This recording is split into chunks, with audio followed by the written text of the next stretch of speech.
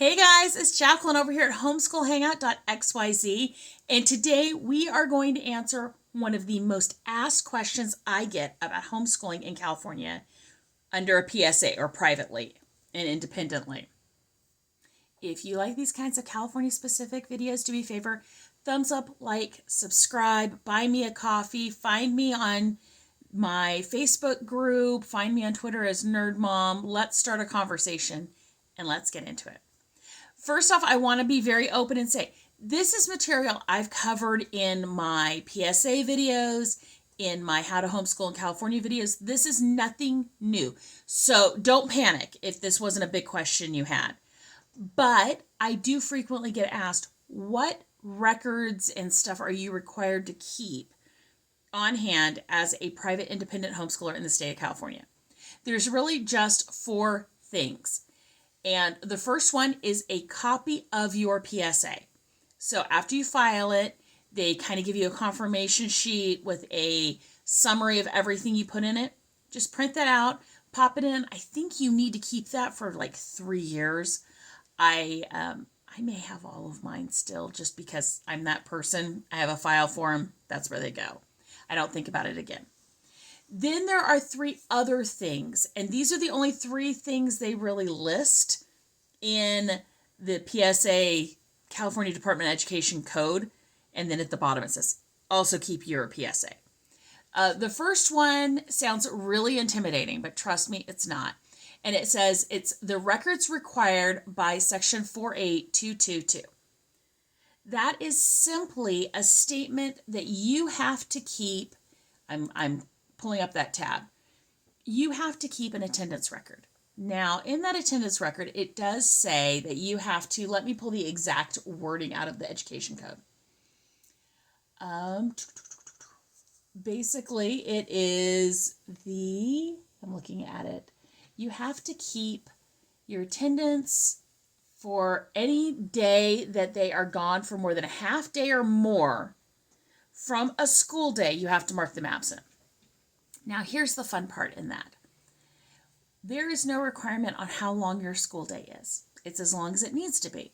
So it's a very mercurial thing for keeping attendance. So if your child is working, that becomes important as far as just keeping the days they actually do school. But absences don't really seem to happen when you homeschool. They're always here, and your homeschool days as long as you need it to be. But if they are being counted as absent from a school day, and you lay out all your school days and you do that, you need to make sure that you mark them as absent and mark what days are actually school days on your calendar. That's the other important part, especially as they get older and they begin working with work permits. You can only work so many hours on days that are both a school day and have a school day after. But that's another video entirely. I'll try to remember to include it up here in the eye. Then the other things that you're required to keep is you're required to keep the courses of study offered by the institution. Now, my most recent California-specific video, I believe, was a video on what you're required to teach in California. That's basically it. You can be as specific or as general as you want. It is not an obligation as to what curriculum you're using. It's just generally what courses. So, for example, I could have a piece of paper and it literally could just be like a list pad and you write it down. Or type it and print it. As fancy as you want to be. But you could just put English, math, if you got, like right now, driver's ed is one thing my daughter's taking, social studies, or it could be specific. Calculus, English 1A, 4th grade English, geometry, 3rd grade math. It can be as specific as you want. You can also write down the books that you are planning on using, but if you change it, don't worry. It's not a big deal. It's not an obligation. And part of that ties back to what you're required to teach in California, because it also doesn't say what course of study what students are doing. It wants to know the courses of study that the institution offers.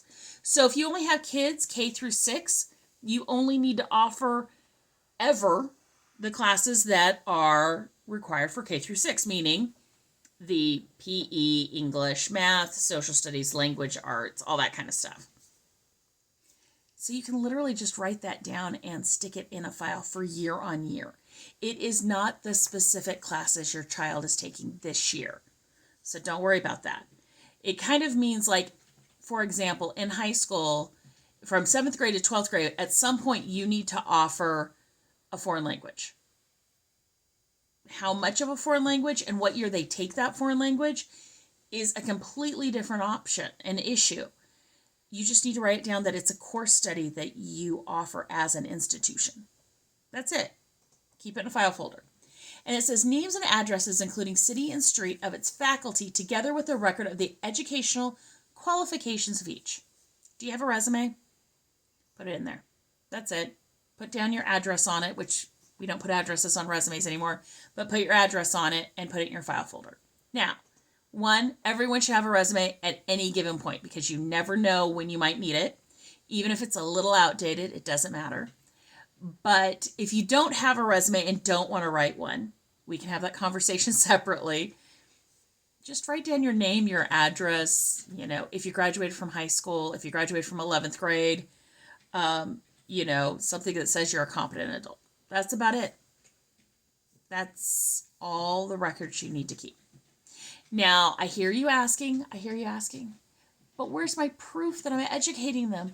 Where's the proof of if they want to go somewhere else for school? That's separate. That is a functional thing for you. That is not what the state requires of you.